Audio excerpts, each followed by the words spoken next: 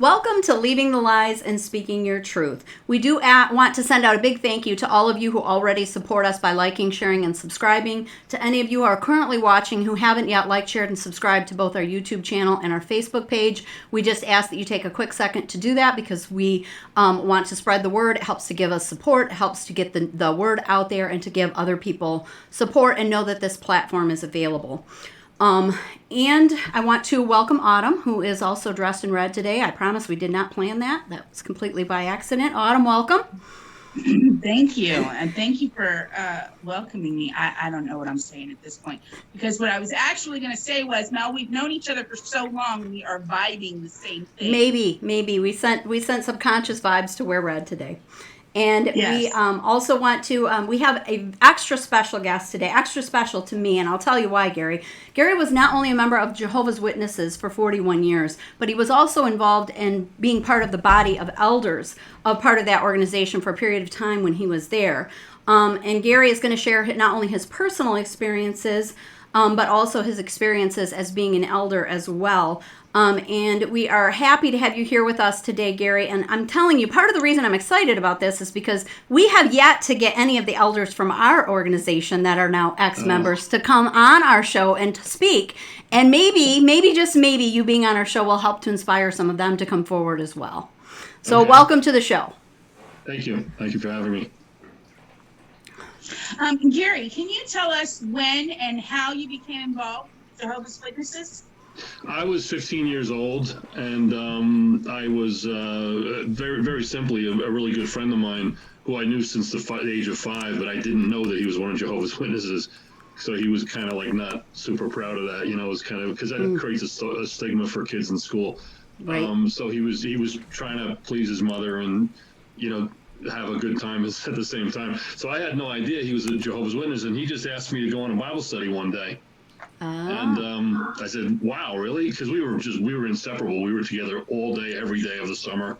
Always, there was no question about it. We were going to wake up and hang out together. And this one day he said he couldn't hang out. He had to go to a Bible study. I was like, what? So I went with him because actually at that point, I was, this is during the height of the Vietnam conflict around in 74. Actually, that was the year that, Saigon fell in 75. And, so Nixon resigned in 74. So this is in the summer of 74. I was just really, really concerned about conditions in the world and wondering, like, what in the world, where are we going? I was 15 years old, and I was just, Right. and I was like, what, I already kind of figured out that the narrative of Dante's Inferno probably is fictional. I didn't believe in the idea of a eternal fiery hell. It was such a horrid thought, but those kind of things bothered me. I thought, what if, and where is the world heading? And how do I even know what I should take in school? I don't know if the world's going to be here in 3 years, So he invited me on this Bible study, and I was already kind of thinking, I'd like to know what the Bible says, but it's just such a big book. I mean, how do you even start? I always assumed that you'd have to talk to a priest or something, I guess. I don't know. And here this 16-year-old friend of mine is studying the Bible with somebody. He's the teacher. That was mind-boggling to me. I said, really? So I went on a Bible study, and I learned what they were studying is this. We used to call it the Blue Bombshell. It was a book called The Truth That Leads to Eternal Life. They put that right in the front, the truth. So it kind of like right from the beginning, it give you this idea that this is the truth, They happen to be studying about hellfire and the condition of the dead and the hope for the dead, using Hebrew and Greek words, and I was impressed, The fact that he had that only a few words, but the fact that he was able to do that. But it had the ring of truth to me. It made total sense because I kind of believed that already, that the dead are just dead. That's the only thing I could figure. And so it was really liberating for me, really, really liberating. And of course, he used Jehovah's name, which I know, it was, of course, the anglicized or Romanized version of Yahweh. Yep. Very familiar with.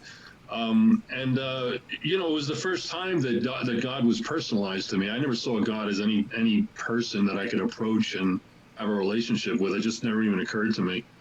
And so I just in that 1 hour, I just learned so much and started connecting with a God who did not create hellfire to burn people forever.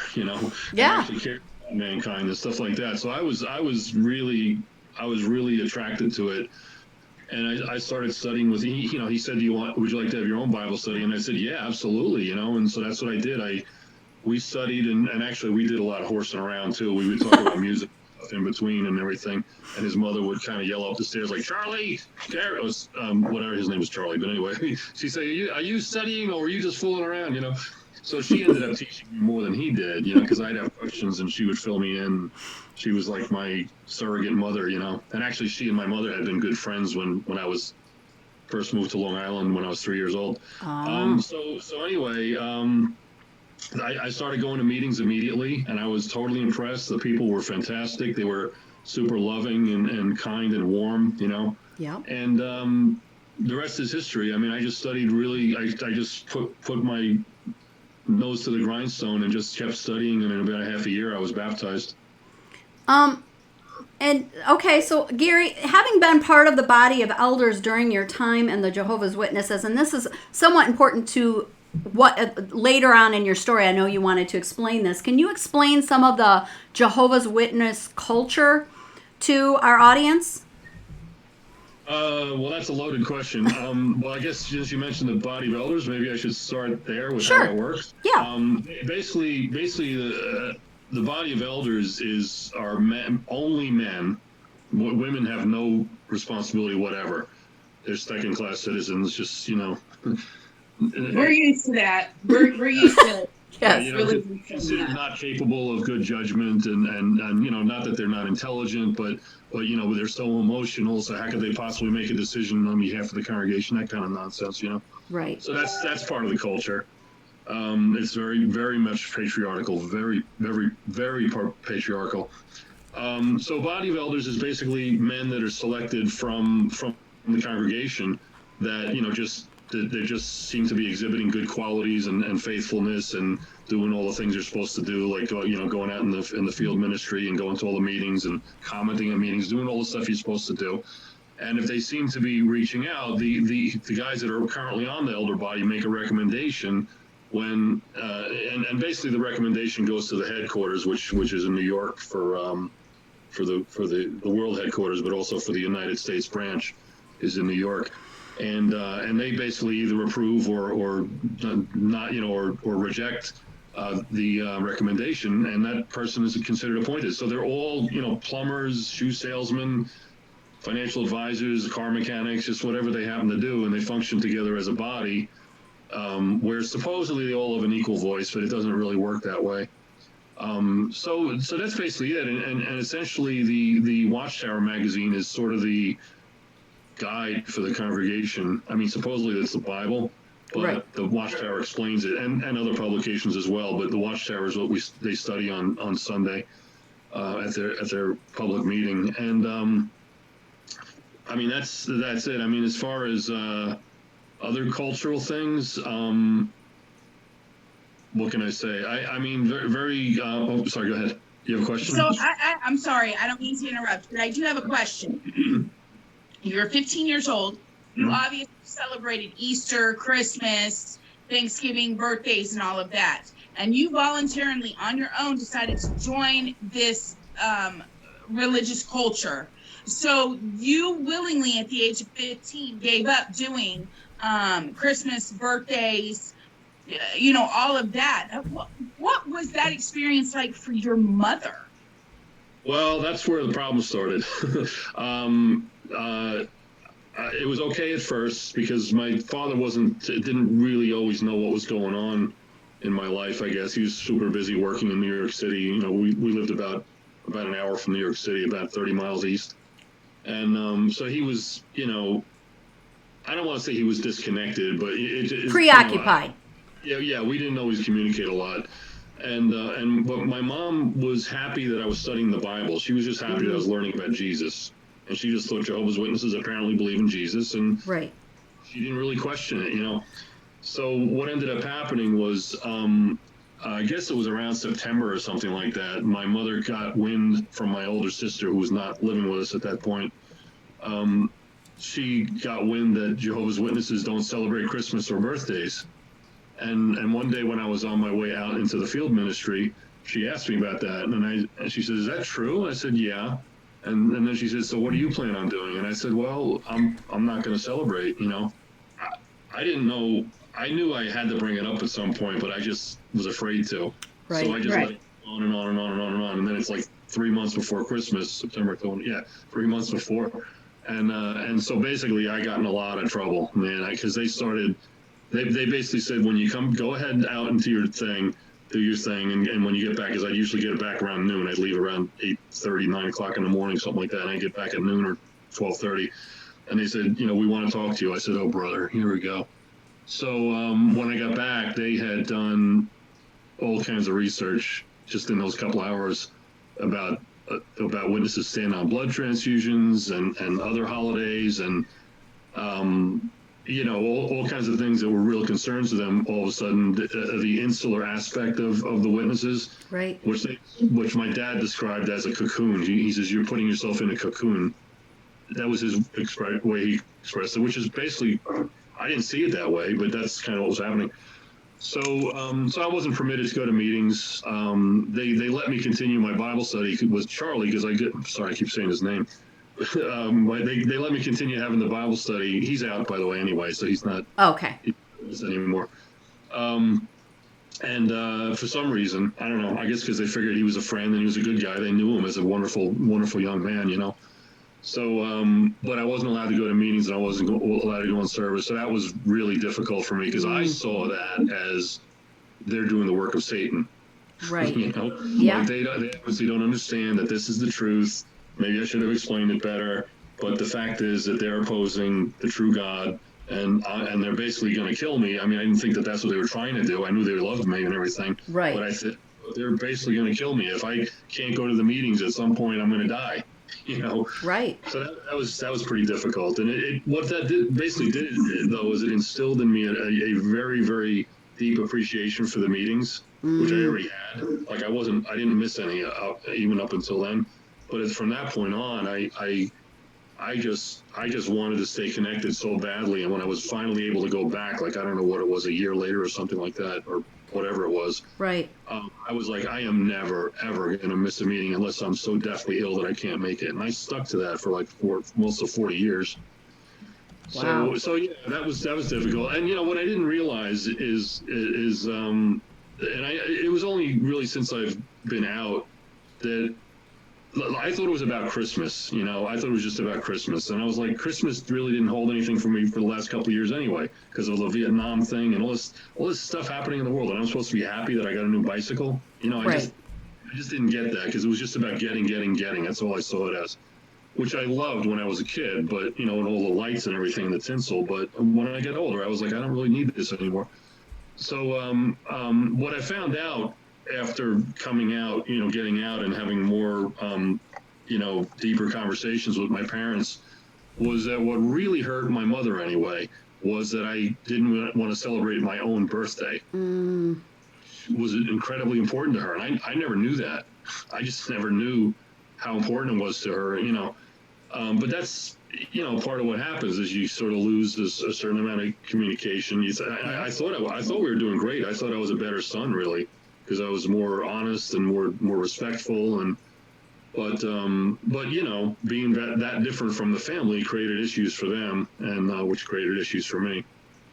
Well, let me just say this, not that you need to know this, but I'm just going to say this as a mom who is very stalkerish with her children. I let them know I wouldn't have been like your mom. But sometimes as moms, we don't want to hurt our children's feelings. And so the pain that we are feeling, we actually keep back from our children until our children finally come to us and go, how did you really feel about this? Because we don't want them to hurt, But let me make this clear, though, Gary. I am not that mother. You hurt my feelings. I'm going to tell you right now in this way, you hurt my feelings. But just so you know, that's why your mom did that. So Well, and we can relate to a lot of what you're talking about too, because the House of Yahweh, we didn't celebrate Christmas, Easter, birthdays, all those same holidays. It's a very actually similar teaching, very parallel teaching. You know, the name Yahweh, Sabbath was on Saturday. Lots of similar teachings to Jehovah's Witnesses. So, and that put a wedge between me and my grandparents growing up. So I can relate to that because it really hurt my grandmother that we stopped celebrating, especially Christmas and our birthdays. That was hard for her. Yeah. Gary, were you a part of the door-to-door ministry, and what was that experience for you? And what is the door-to-door ministry? Yeah, every witness is. I mean, there are some that don't, they're inactive or whatever, but they're not supposed to be. Everybody's supposed to be in the door-to-door ministry with a great degree of regularity, unless you're bedridden or something, Right. And it's basically, and I wanted to at first because I wanted to be part of everything. When I met those people, and they're just a bunch of wonderful people. I still think that for the most part they were really good people. I just wanted to be part of everything. I wanted to be in the theocratic ministry school, which is where you give talks and you get counseled on how you did to develop your speaking ability, and the ministry was part of that. And what was really, really important to me was, again, when I first learned from the first Bible study that Jehovah is God's name, and that he is not the architect of hellfire, and he cares about mankind, and so I just felt like, wow, the greatest crime in the history of the universe is the slandering of his name and all these falsehoods that even the churches perpetuate, And I just felt really strongly that I got to go out in the ministry because I got to warn everybody. I got to tell everybody. Everybody has to know what I know, And of course, it doesn't really work out that way. But at first, I loved it for about a month, maybe. I was so, wanting to be part of something, and I wanted to spread that message. And when you find out it doesn't work that way, and that it's sort of a drag, really. I don't think there are too many people that like it. At what age did you start doing the door? Did you start that right away as you were a teenager, or was that as you got older? No, when I was 15, I was not baptized until April of the following year. Okay. When I was 16, and but you have to be approved to go out in the field ministry. You can't just decide you're going to go. You have to talk to the elders first, but at some point, I don't know. I guess I was made enough progress in my study, and they saw me at meetings and everything, and so I started when I don't know. I mean, like I said, the day that I got in trouble, I think it was in September when I got grilled by my parents about the holidays. That was about a half a year before I was baptized, so I was already in the ministry at age 15. So, Gary, we know that at one point in time you stepped down as an elder of the organization. Can you tell us why and how that changed the way you were treated, not only by your congregation, but also by your own family? Yeah, well, it was about mid-90s, I guess, and I had been an elder for, I don't know, since the age of 28, and here I was in my, I guess, close to 40. And I committed an indiscretion, something that's not significant. If you want, I'll tell you what it was, but it was really, you laugh about it, But somebody got very offended by it, which surprised the heck out of me, how crazily they took it off into left field, And they just were complaining, and they were upset to find out that I was still scheduled to give a public talk in this fellow's mother's congregation about 20 miles down the road. And they were like, how can he still be doing this stuff? I can't believe this. They thought I was terrible, a terrible person for what I had done. and really it was just such nonsense, But so the elders basically said, well, look, here's the deal. Two of the elders, two guys that I had a lot of respect for, actually, and I considered them good friends. They said, we're going to have to handle this as a body because it's a serious complaint. So we're going to have to handle it as a body. And this couple was not in our congregation anymore. We had just split to form another congregation, and they were in the other one, but in the same kingdom hall. Okay. So they weren't under our jurisdiction anymore, but still close by. So they basically said that we're going to have to handle it as a body, and we don't know how it's going to go. It's it's not our decision. It's the whole body to but it'd be easier for you if you just step down. And if you do that, we'll reappoint you in probably 6 months or whatever, if everything goes fine. I said, all right, that's what I'll do, just to keep peace, because I don't, it bothered me that they were so offended, and maybe I might have hurt them in some bizarre way, So I thought, okay, that's what I'll do. And not immediately. I mean, the night that they announced it, I remember a couple of people coming up to me and just trying to be jovial and everything. But over time, it got really weird.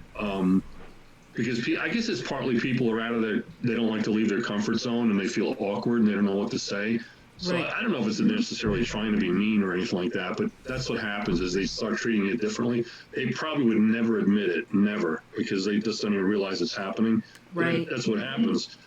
And there were a couple that outright shunned me, like as if I was disfellowshipped, which is what the witnesses do if you actually do something sinful and you don't repent, and Right. they have to judicial committee and they actually kick you out if you're not repentant.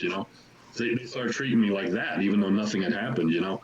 Not a lot of people, but some. And I remember. So the issue I had with that was not that it happened, because I realized that that's a human thing. What bothered me was that when I spoke to one of the two elders that had dealt with this whole thing, who was a really good friend of mine, socialized with him a lot, used to stay at his cabin in upstate New York, and all the time. And I'm trying to explain to him how it feels to be not an elder anymore. I don't know what I'm doing. I'm like limping along from, I don't even know what I don't know how to not be an elder, and Right. I'm being treated weird, And he's trying to convince me that no, nobody's treating you differently. And I thought, what? Like, how can you say that it's like you're telling me I'm not sick or something, like, Right. or that You're not feeling what you're feeling.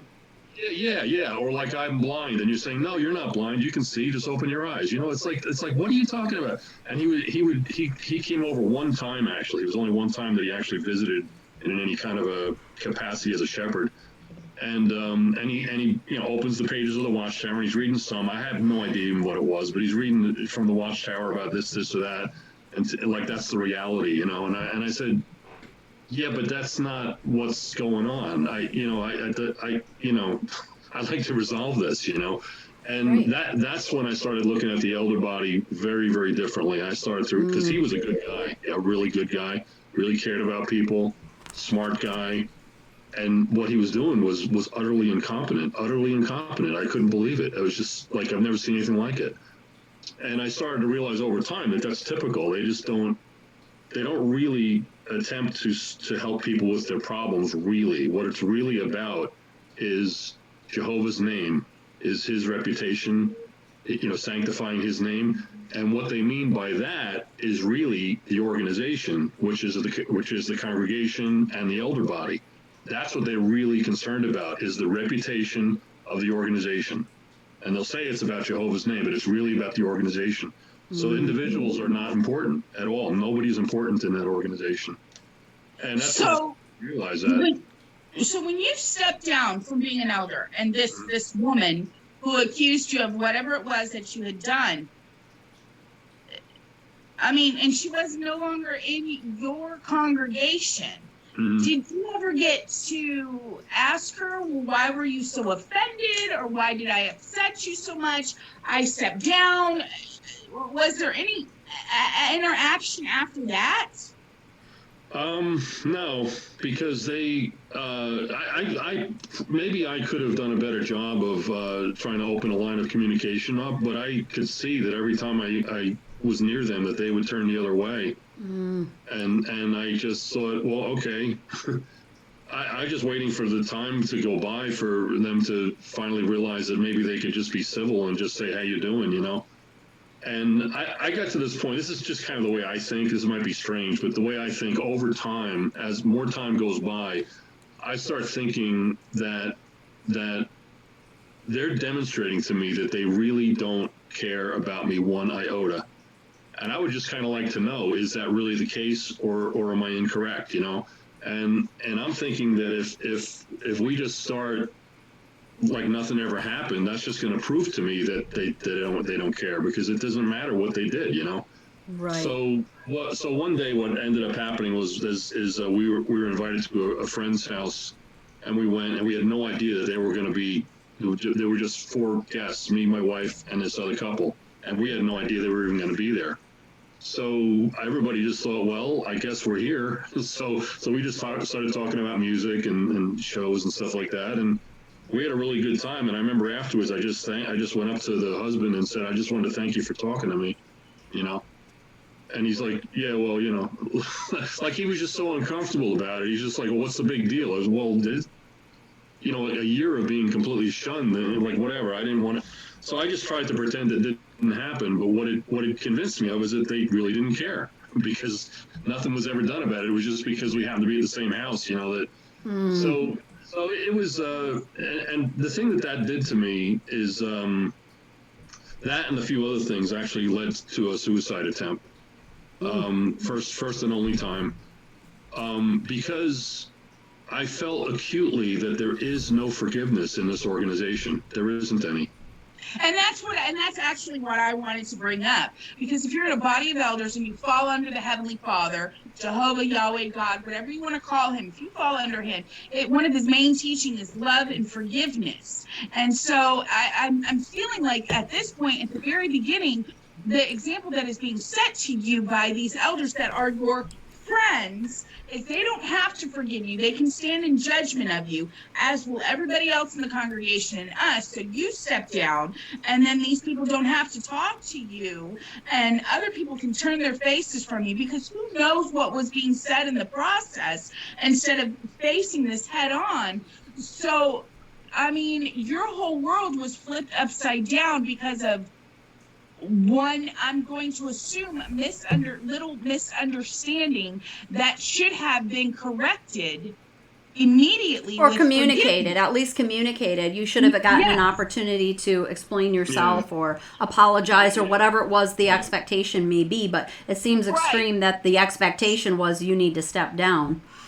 Right. So in fact, what I need viewers to understand is that your life since the age of 15 was doing all that you could do for your, not just religious belief, but for your life belief. This was a way of life for you. Right. And then at the age of 28, I can only imagine when you became an elder, you took that on as a responsibility that you were to lead and guide these people to life decisions to make in their life. And now you're being told by your peers, step down.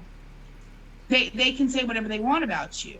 Yeah. I mean, the pain, the confusion, the hurt, the anger, you must have felt. And what you haven't expressed yet, Gary, is that a lot of that treatment was also coming from within your own household. Even your own wife was treating you differently after that happened, correct?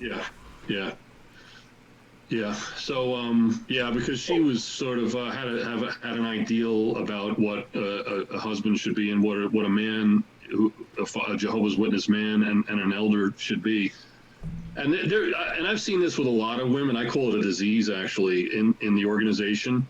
They believe the witnesses believe literally in this headship thing, where it says in the Bible that I forget exactly how it says it, but God is the head of everybody, including Christ. Christ is the head of the man, and the man is the head of the woman. Right. I mean, it's a heck of a hierarchy. It's like you got these perfect guys up there, God and Christ, and then you go all the way down to this idiot man, and he's the head of his wife. Like, she can't. He's her head. I really didn't. I never could see that literally, Right. But on the flip side of that, not to start the argument or anything, but the woman is the man's helpmate. So your wife should have been your helpmate and not your. Well, yeah, and that's kind of where I'm going. Is that I've seen. All right, so if you want to take that literally, okay, great. So the head of the woman is the man. The head of the man is Christ. The head of Christ is God. But what actually ends up happening is that the women see the elders as their head. Mm. So they we have to be obedient. Sound familiar? So right over the husband's head, right to the elders, and she was very much like that. Major family decisions, things that couples probably would not even talk to anybody but a doctor about or whatever. Right. She would go right over my head. Like, I'll just give you one example. I found out she was what we call a regular pioneer, which is basically somebody that spends a certain amount of time in the ministry every month. It used to be 70 hours. I don't know what it is now. And she was pregnant with our second child, and I had no idea this was even happening. She had been spotting, and she had been doing some volunteer work for whatever it was, serving food to people on a concrete floor, and it created some problems. Right. I had no idea she was even having issues. She goes to her gynecologist, or her obgyn, OBGYN, I guess you're supposed to say. Right. And I always say obgyn, and people laugh at me. But anyway, and he says, well, you probably should curtail your volunteer work. She explained to her all her activities. Still hasn't told me anything about this. The way I hear about it is some of the women in the congregation said, Gary, how do you feel about your wife not being a pioneer anymore? And I was like, could you repeat that to me? Like, what? You're like, I don't know how I feel about it because I'm just now finding out about it. Yeah, I was the last one to find out about this because she went right to the elders and they recommended that she come on, and it was the correct thing to do. She made the right decision. Whoever told her that that's a good idea was probably right. So I'm not, but it's the whole idea that like, you weren't involved in the decision-making process as her husband. Yeah. I'm not a tyrant where I'm going to say, no, you got to do this. You can't do that. You got to do this. I was never like that. I was always, let's talk. If we're going to buy a new car, we'll talk about it together, whatever it is. Right. And she would put on a show about things like, oh, I want to have lunch with my friend Doris, let's say, just making that name up. Is that okay? And I'd be like, why are you asking me if you can have lunch with your friend? Just go, So she put on a show about little tiny things about being the obedient wife. But then when it came to something major, she talked to the elders, So they were her head, and I was not. So once I was not even an elder anymore, it got more serious. And she will never see it that way. But she, whatever. I'm not here to complain about her, but it's a cultural thing among the witnesses. I mean, I wrote a whole book about the whole experience. Let me hold it up here. There you go.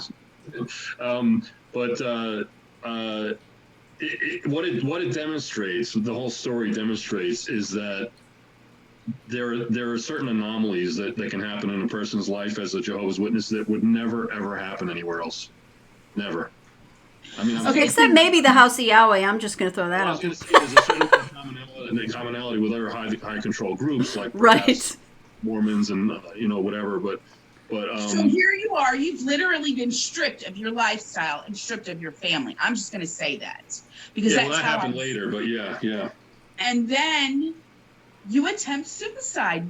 Walk us through that if you don't mind. Well, I mean, again, this is mid '90s, and I was like such a fish out of water. Again, it was about a year since I had stepped down as an elder or whatever it was. And I just felt like there's no forgiveness. Like how do you get, when I hardly did anything and I really was sorry for it. And I remember apologizing in the first meeting with them. And I remember them saying like, well, I accept your apology. And then the following week, I'm hearing about how they're complaining. Like, who does he think he is? He's still an elder. He's going to give a talk in my mother's congregation. So their accepting my apology had no meaning. Right. So they didn't really accept your apology. It was lip service. Right. And I just felt like, there just isn't forgiveness. It's what have you done for me recently? There was no redemption. Right. And you have to be perfect. I mean, you have to literally be almost perfect in order to make people happy, And so it was just that, it just threw my whole world into shreds. I mean, it's kind of hard to explain. I mean, I think you understand it because what you were saying before, right? But it's hard for a person that's not in that kind of a culture to understand. Like, well, what's the big deal? Why can't you just take what these guys said with a grain of salt and forget about it and move on with your life? Well, you're not supposed to do that. You're supposed to have and that is your whole life. That's the other thing that people don't understand is that when you're in an organization like that, it is your whole life. Right. Yeah. So you have this catch-22 where, you're not supposed to be, you're not supposed to get upset about things and this and that, but you're supposed to take every little thing that the elders say almost literally like it's from God himself. What happens when they say really stupid things or when they do really stupid things? God forbid they abuse some 5-year-old kid sexually. What does that do to that kid's head when he's taught for the rest of his life that the elders are God's servants. So Right. that was God raping me, I guess. I mean, it completely screws up with your head on any level. Even though Oh, I was yeah. like, going on 40 years old or whatever, and I should have known better. I should have been more grown up or something like that. It played with my head to the point where I started wondering, how can I even hope to survive? The witnesses believe they're going to survive Armageddon into the new world. Yep. How is that even going to happen? God doesn't even forgive. I felt like not forgiven by God, not just the people. So I'm thinking, I can't even repent of this. I mean, I've already said I was sorry, and I didn't repeat it, and it wasn't a big deal anyway. But I made it a big deal in my head for their sake, Right. Right.